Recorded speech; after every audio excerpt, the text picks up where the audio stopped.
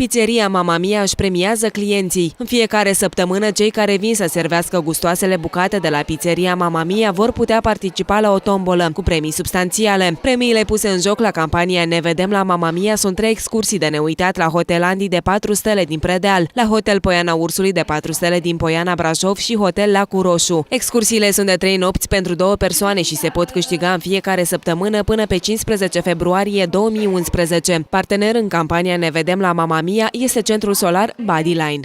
Bună seara și bine ați venit la Pizzeria Mamma Mia. Așa cum v-am obișnuit, în fiecare săptămână avem extrageri.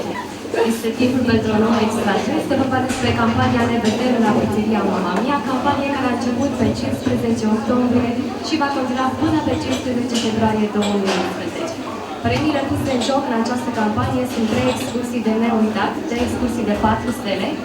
Câștigătorii din această săptămână sunt Gina Germănescu, Nicolae Amariei, Mihaela Crivoi. În cazul în care cei 3 câștigători anunțați nu-și vor ridica premiile, acestea vor reveni altor persoane extrase: Raluca Leahu, Irene Colman, Marius Manache.